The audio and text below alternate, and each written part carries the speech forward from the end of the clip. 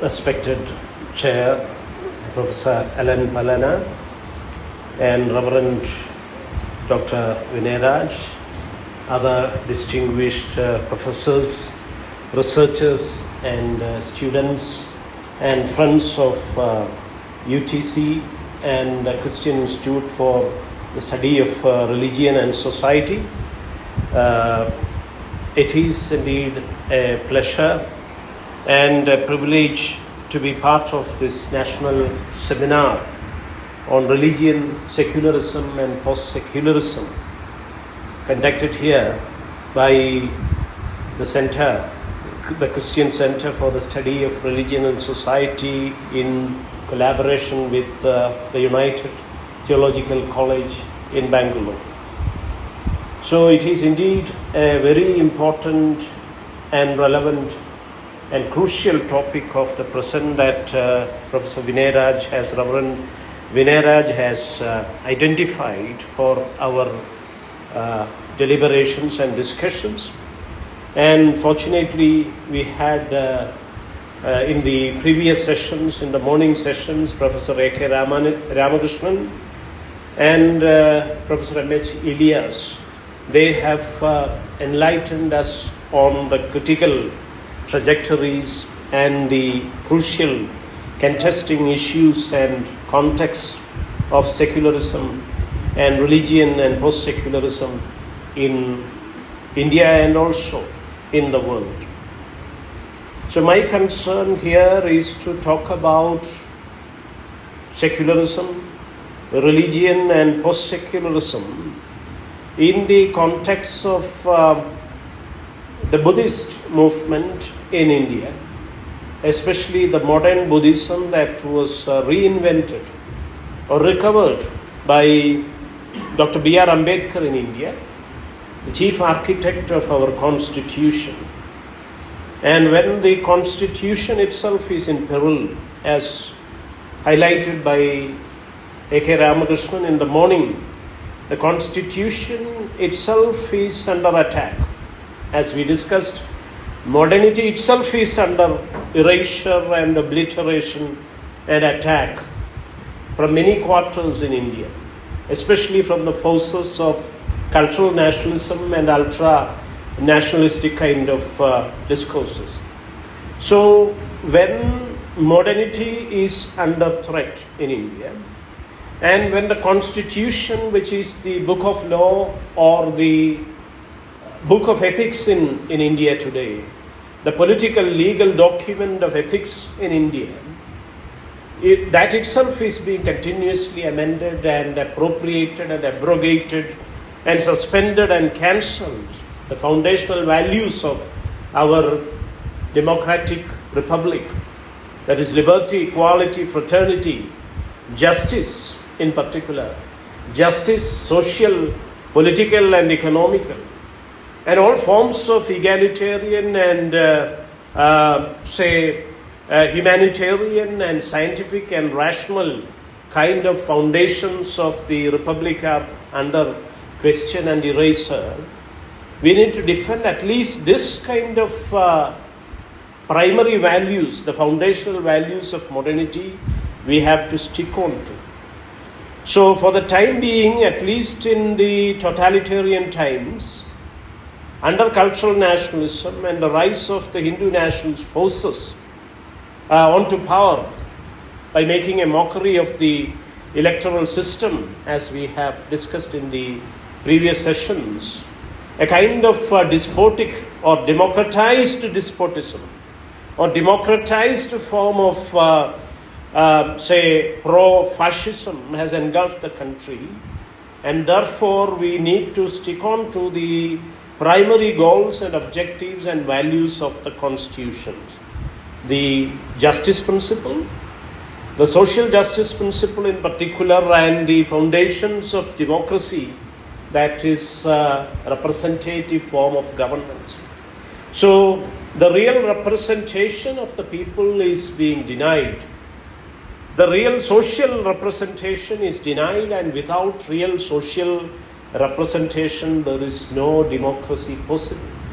Because democracy is the politics of the people, Democracy is the politics of social representation, the representation of the real people, as we have seen in the passion for the real, the title by Reverend Vinay Raj, the passion for the real, political and radical theology that is searching the real. That means engaging with the real realities of this world, realities of human life, realities of human everyday social context. So that is the real, and the real people must be represented in all corridors of power, in all the public spheres, in education, in public service, in all the public domains and spheres. The real people must be represented.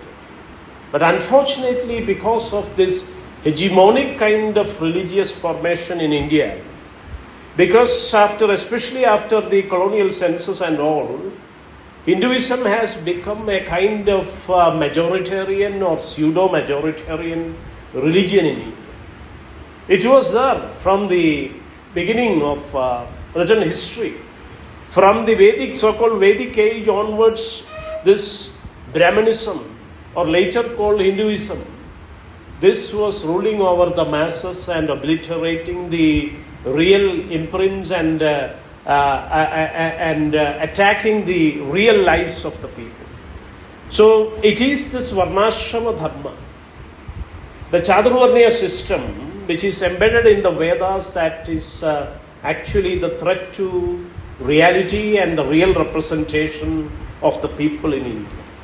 So it is such a deeply rooted hegemonic cultural system, socio-cultural engendering system of society in India.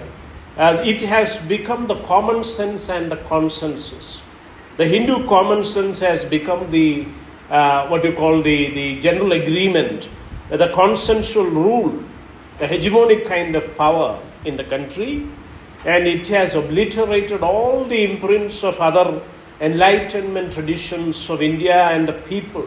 Especially Buddhism was completely erased from the land of its birth by Brahmanism, as enlightened by Ambedkar and many other scholars. Even D.D. Kosambi, the mainstream Marxist historian who came from the Brahmanical social background, such historians themselves have elaborated about the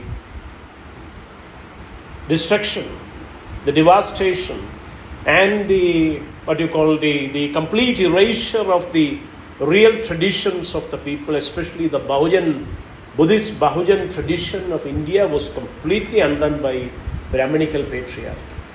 So this is the context in which we are talking about religion in a critical sense, and also talking about secularism, which is a foundational principle of our constitution. And when the constitution and all the secular principles, the minimum secular principles and the minimum democratic principles and the minimum humanitarian principles, all the human liberal values of humanity are being undone, we need to stick on to it, and we need to create a kind of people's resistance, an intellectual and cultural and social democratic kind of resistance, a democratic cultural politics of difference and democracy and dissent must be initiated against it. So that is why we need to be critical of the the postmodern fashionable kind of discourses also.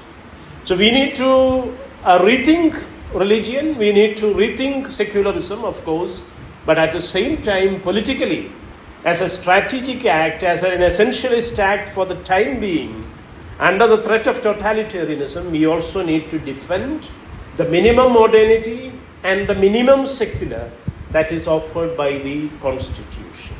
So that's why I am pitching on the constitutional values as enshrined in the Constitution by Ambedkar, and Ambedkar's vision of India and the future India as an enlightened India. As Gail Ombeth has elaborated, Ambedkar imagined an enlightened India. An enlightened India means where people are educated and they become enlightened people.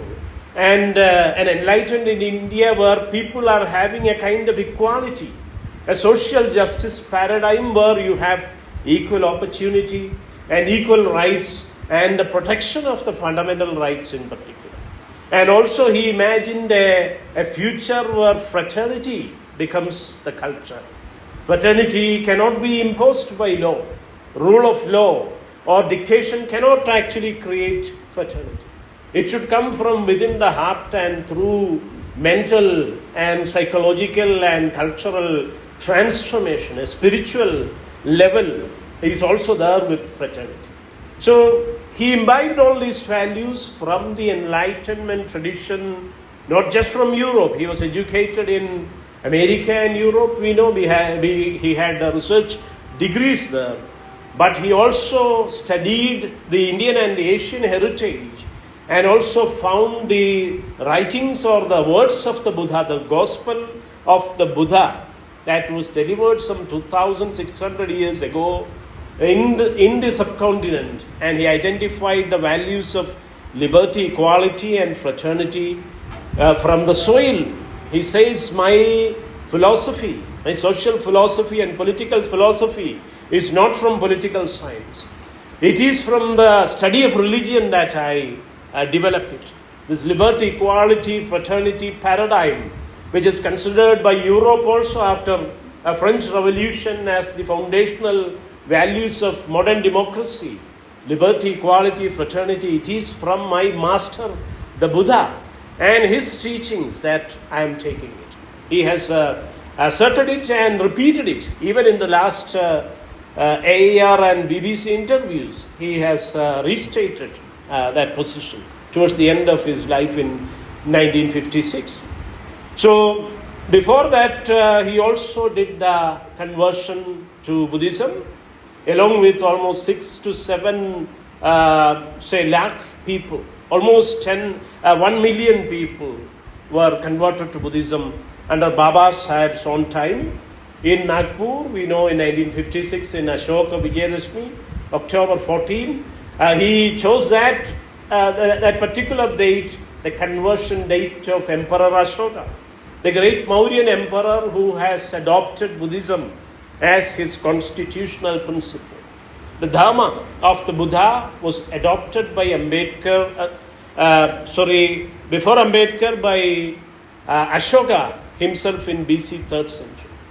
Buddha, we know, he lived some 600 years before Jesus, and he preached in the 6th century BCE.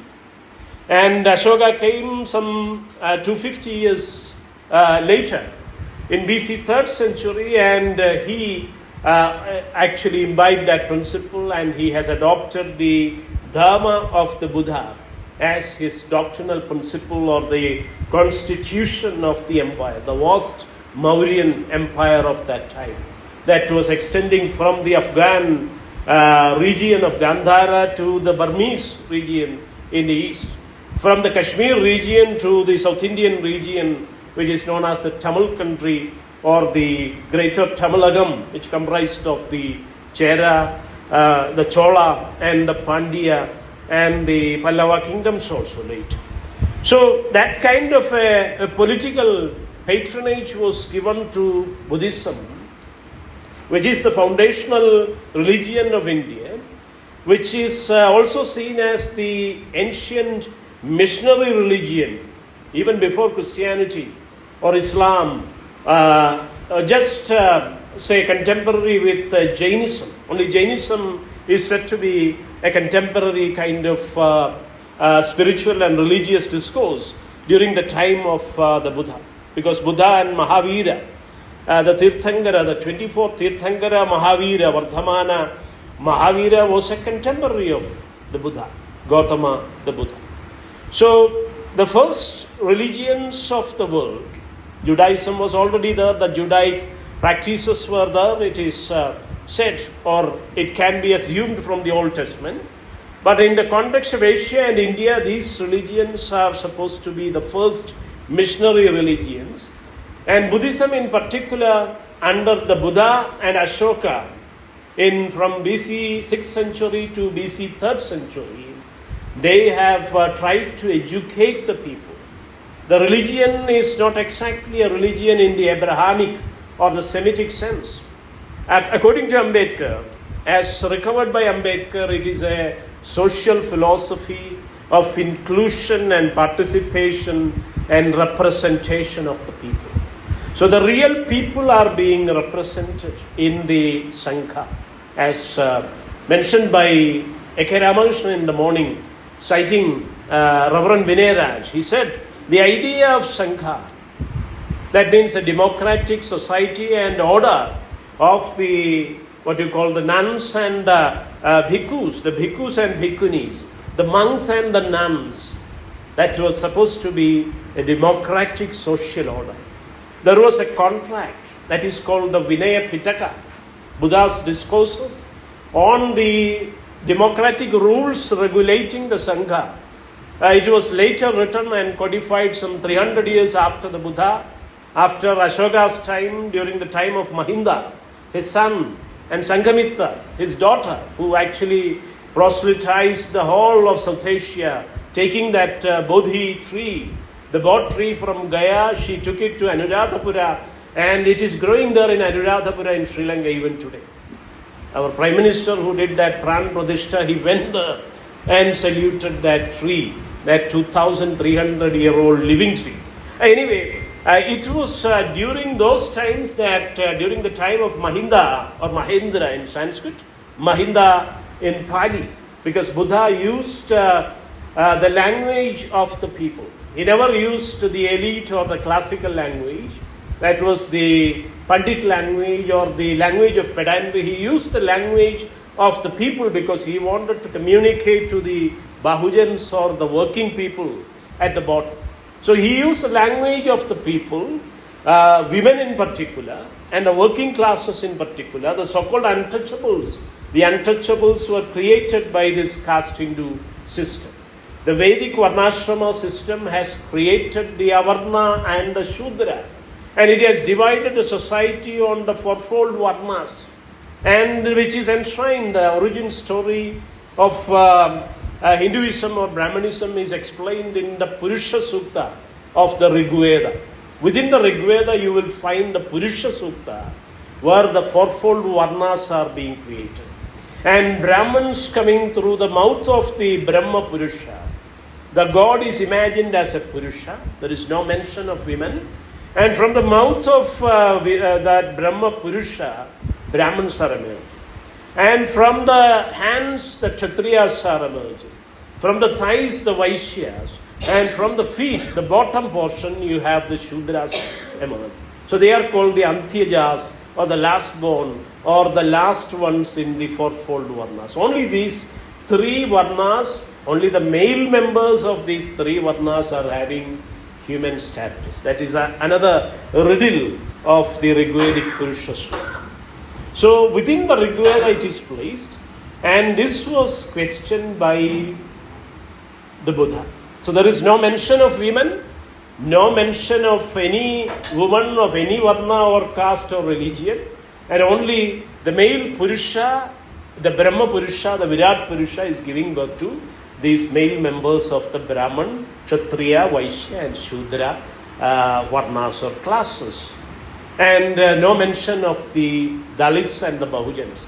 The vast majority of the people, the real people, the 90% of the population of India, they are also not mentioned.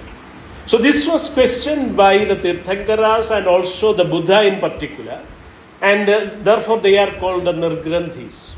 The Jains and the Buddhists who challenged this Grantha of Varnashrama Dharma, Vedic Varnashrama system or the Chaturvarnya system or the Brahminical system, they denied the validity of this notion, the Purusha Sukta and the Rigveda and all the Vedas. They denied its what you call the authenticity or its divinity, and this is given as God-given, divinely justified, because it is coming through the mouth of the God.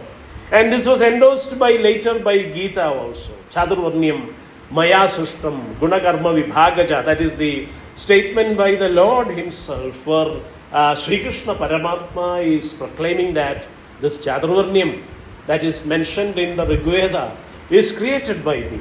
So this was the system, and this was challenged by the Buddha, and that made him a democratic kind of champion of the people.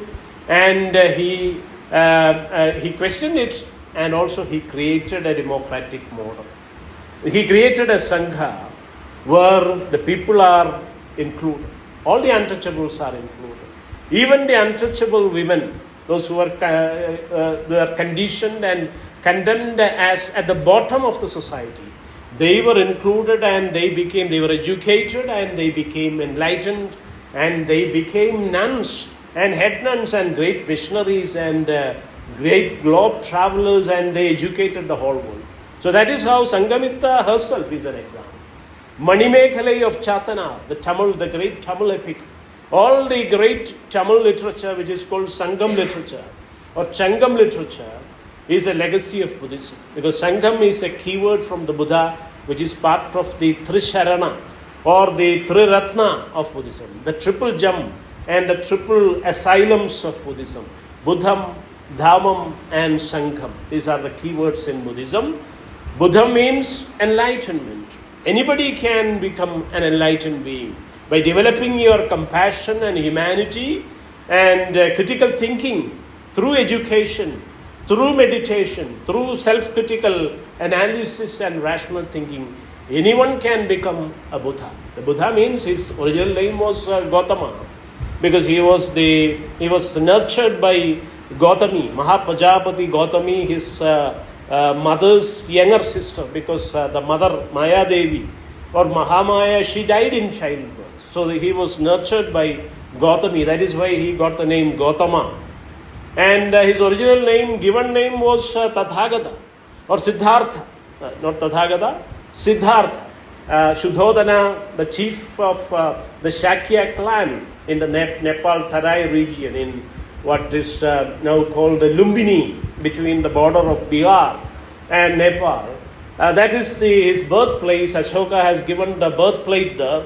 He has created some 84,000 stupas and stambhas, Ashoka stambhas, by traveling all the places where Buddha had delivered his great speeches and sermons. So this was the condition, and Buddha questioned the veracity of the Veda and Vedic Brahmanism and Varnashrama Dharma, and challenged caste, and he included people into the Sangha. The Shudras, the Atishudras or the untouchables, the Avarnas, women of all castes, he made them into such missionaries like Sanghamitta.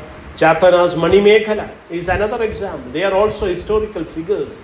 Chatana's great epic, which is a sequel written to Silappadigaram, the other great epic, a Jain epic written by Ilamko Adigal, a younger prince of the Chera clan. His elder brother was the reigning prince, Cheran Chengutuval. And Ilanko was the younger prince. Ilanko became a Jain monk, a Muni, that is called Adigal. And the sacred feet is revered both by the Buddhists and the Jains, because in Brahmanism, feet is condemned as the lowest organ. So therefore they have taken it as their mudra. Ashoka has represented the Buddha through the sacred feet, or Kaladi or Kaladi in Tamil. So everywhere it is, all over South India we have many place names having these Kaladi, Kaladi and all those Adigal are there.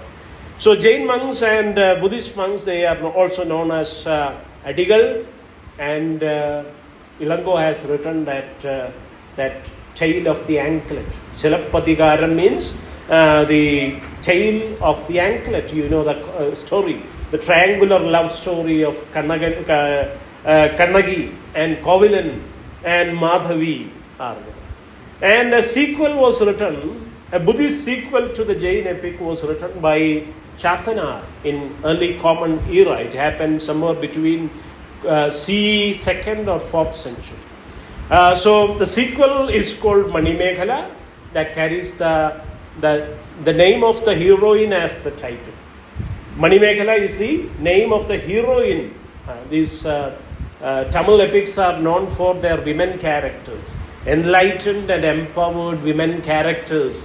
They became educated, they became missionaries, and they became world masters and teachers like the Buddha. So that is the idea of the Buddha. So Sanghamitta has become a Buddha.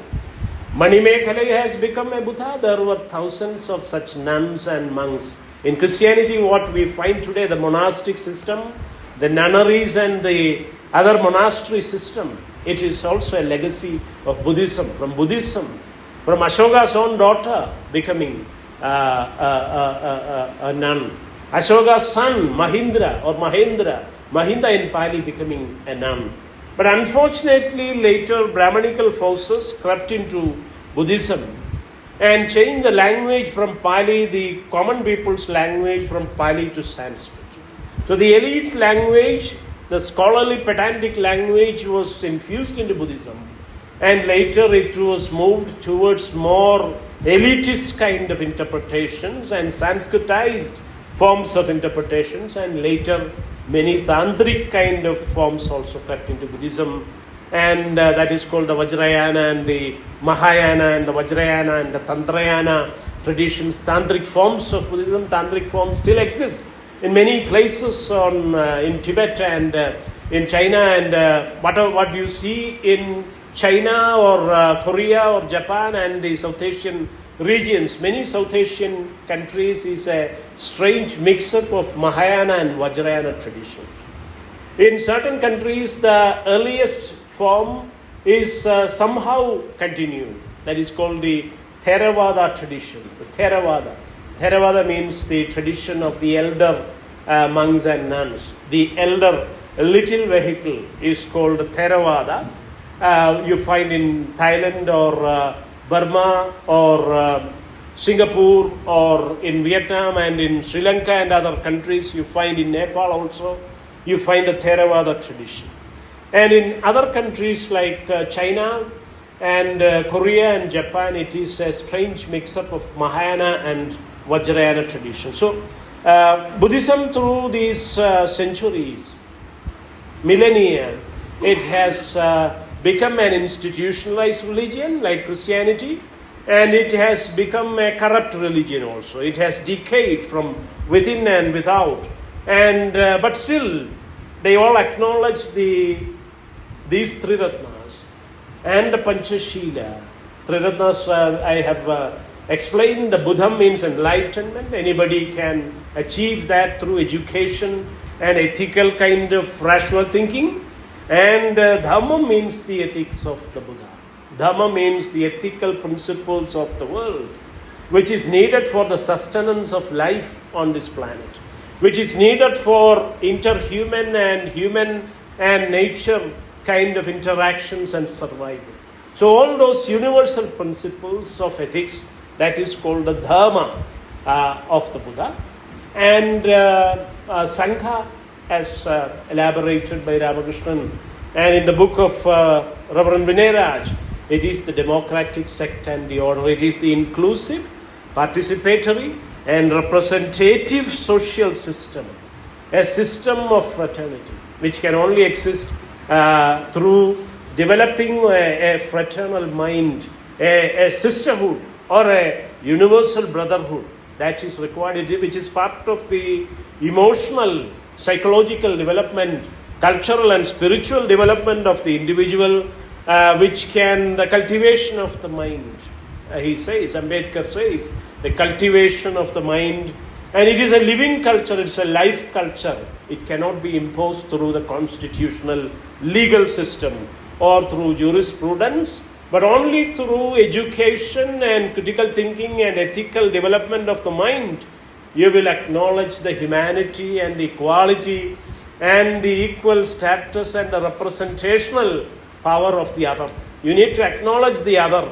That is, and also embrace it as your own. Then there is no other. Everything becomes the Advaya. That is a basic philosophy of the Buddha. Buddha is also called the Advayavadi.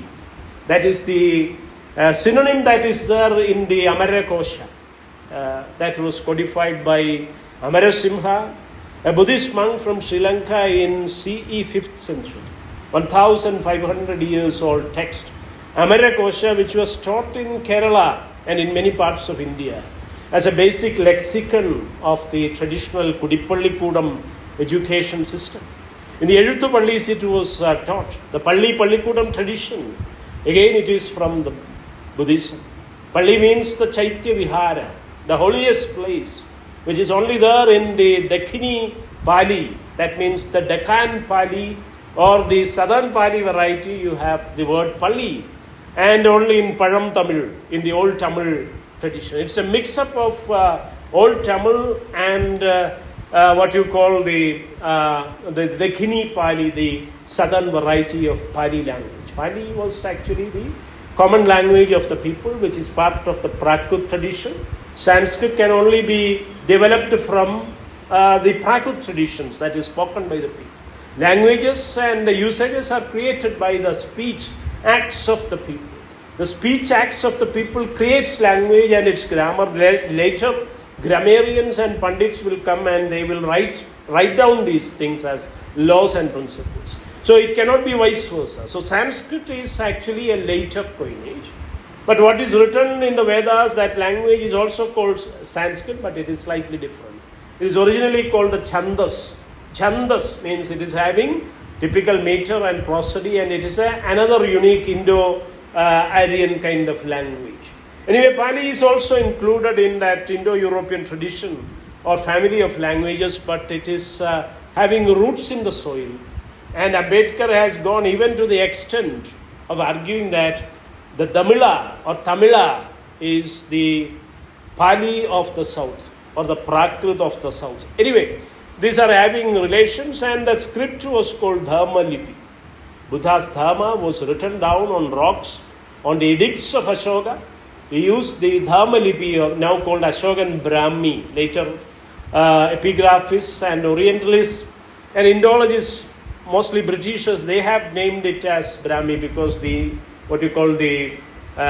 informers were mostly from the Brahminical classes, and they projected the name Brahmi to relate it to Brahma and the Brahminical Vedic kind of system.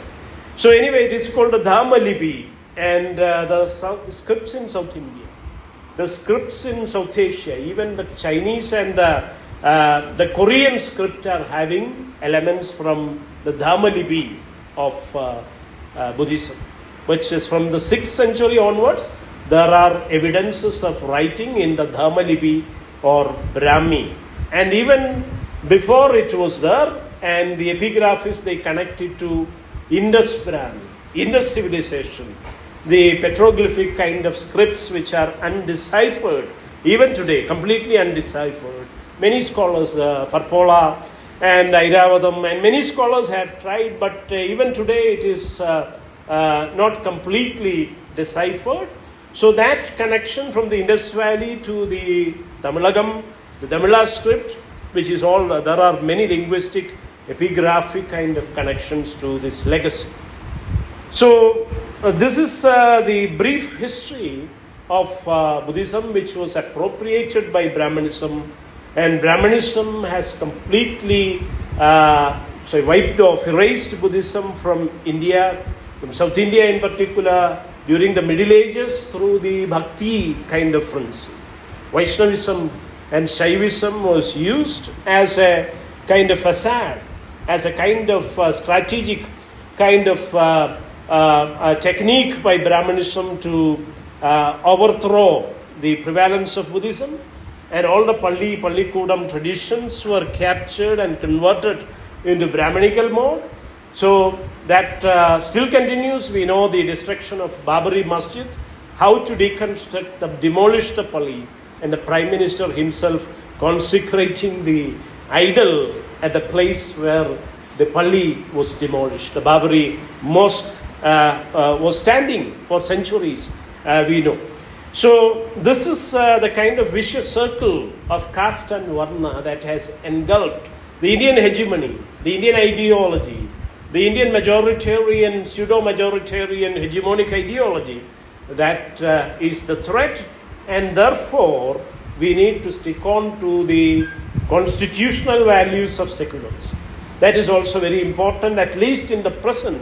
Of course, we need to think of the coming community, The inoperative community, Professor Elias mentioned about Jean-Luc Nancy, and Derrida himself endorsing Nancy, and also Agamben, the inoperative community, and by Nancy, and the coming community by Agamben and all, and Reverend Vinay Raj's own idea of the new Sangha community, Ambedkarite kind of reading into Christian perspectives are merged with Ambedkarite kind of interventions and values. So we need all these things, but for the time being, to fight fascism and totalitarian and hegemonic majoritarian, pseudo-majoritarian forms of religious formations, hegemonic religious formations in India, we also need to stick on to certain constitutional principles, especially secularism when it is in peril,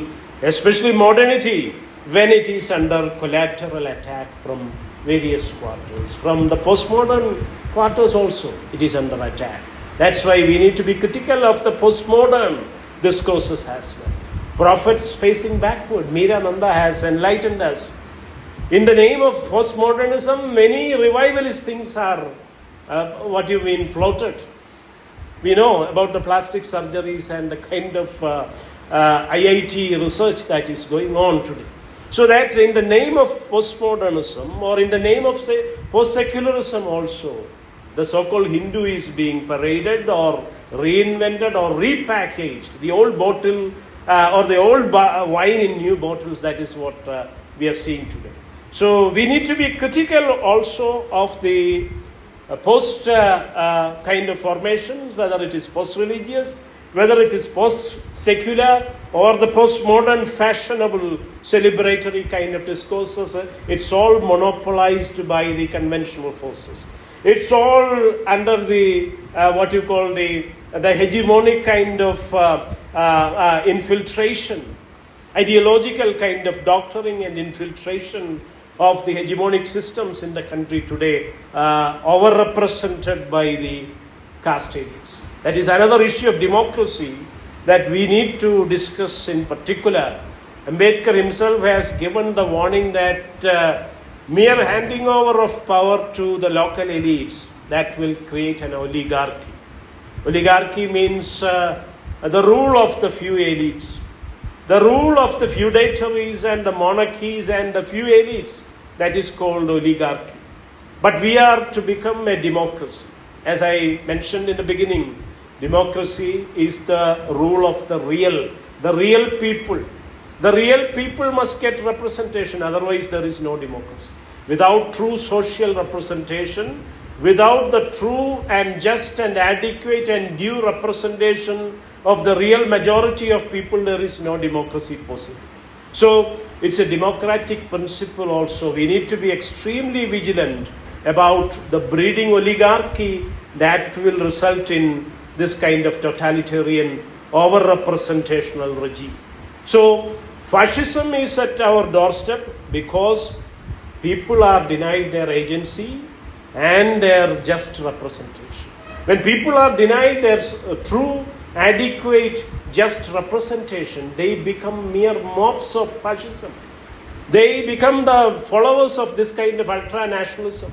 They become opportunistic and time pleasers. So that is the problem that we are into in India, and fascism is created through oligarchy, the rule of oligarchy, the rule of the few people. How can it be possible?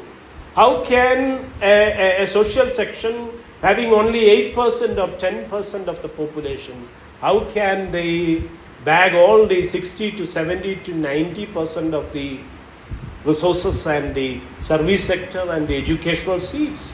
This is happening even in Kerala. So that is why the overrepresented are given further kind of overrepresentation. That is the attack on the constitution.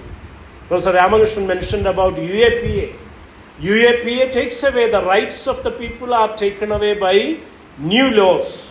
So likewise, what was passed in 2018 in the parliament, with the support of all the political parties, even CPM from Kerala, they supported it. They forged ahead. They became the pioneer in it.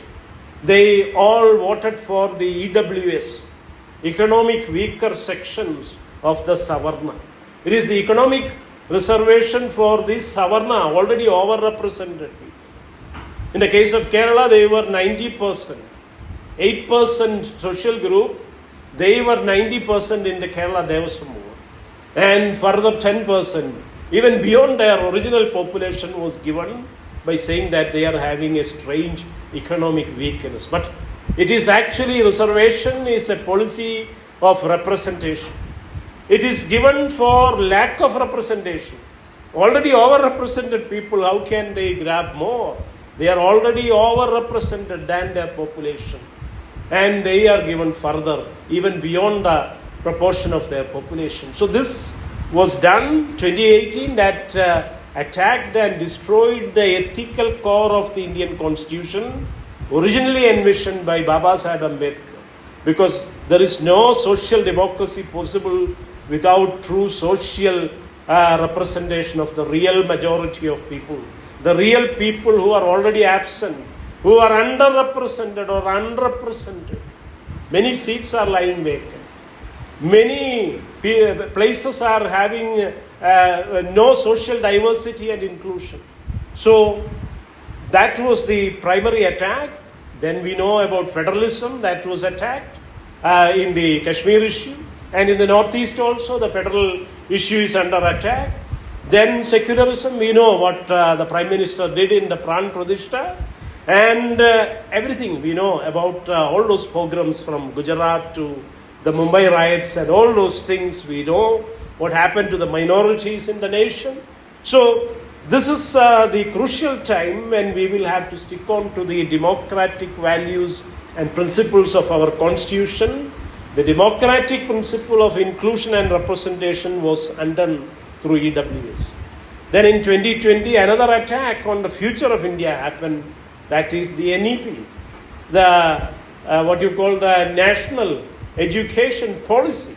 Fortunately, Karnataka, they have withdrawn. They have signed it during the BJP time, but when the Congress came, they have withdrawn from the signed agreement. Tamil Nadu and other 4 states, they are still fighting against it. They have declared that they will never implement this EWS or the NEP. They are still fighting for it. They are threatening with funds and denial of funds and all those things. But still, they are trying to fight it out, at least in the court of law, at least through the peaceful democratic means, parliamentary means, and seeking jurisprudence, we can try to resist. Let us see what is happening. So, we need to actually declare our solidarity to the foundational values of representative democracy, and also defending the education is a concurrent kind of issue. That means states are also having a kind of say.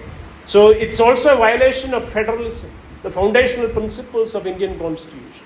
So from everywhere there is a collateral damage on the idea of India, the democratic India, the representative India, the just India, and the futures of India are under erasure and attack from this NEP, which is a disaster on our education system. The coming generations, the future generations are being brainwashed or they are curtailed. Then how can we think about the coming community as Agamben from Italy can dream of, as Jean-Luc Nancy from France can dream of? So we need to think about the Indian reality, the caste in India, the caste system that has disenfranchised and dehumanized the multitudes in India. 90% of people, they are the untouchables, they are the avarna, they are the excluded, and women are also treated along with them in the Vedic Purusha Sukta or in the Gita.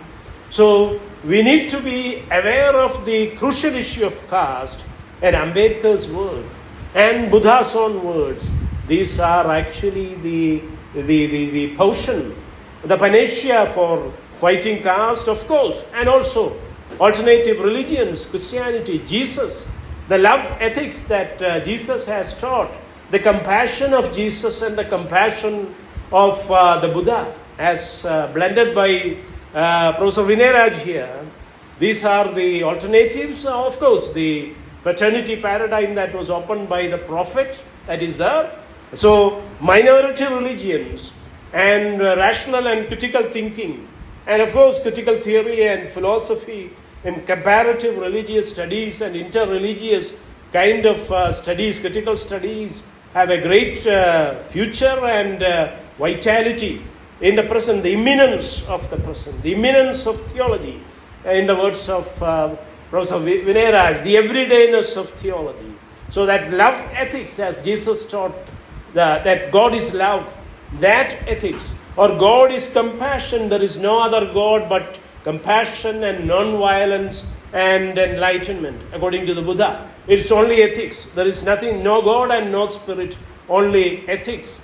That is why his Advaya is also called Anitya, the changing kind of world, the philosophy that theorizes change, and also the interdependence that is called the Samudaya, or the Paditya Samutpada of Buddhism. So these principles are recovered and enshrined in our constitution, in the democratic system, even in the parliamentary system by Baba Sahib Ambedkar, who viewed it as an inclusive and socially representative philosophy and praxis, and that is the democratic system and the constitution of India. So when it is under attack, when modernity itself is under attack, we need to defend the values of secularism and modernity.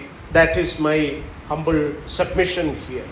So I have written a few things. There is a book called Buddhism and Kerala, which I want to present to Professor Vinay Raj and the center, the Christian Center for Studies in Religion and Society. And other books, one more book in English that is on Sahodaran Ayyappan, and he was also a critical thinker and rationalist and also a neo-Buddhist, like Ambedkar. He has written about Ambedkar. Sahodaran Ayyappan is the first poet in the whole world, not just in Kerala or India, but in the whole world, to salute Ambedkar and to proclaim a Sharana mantra towards Ambedkar. Ambedkar, your name would be chanted as a Sharana mantra of Buddhism by the posterity, by the coming community, by the future generations as a Sharana mantra with great love and gratitude, with a full heart, he wrote in a poem called Caste India, Jati Bharatam, in the 1940s, 1946, when Ambedkar came to the Constituent Assembly from Bengal with the support of the Muslim League.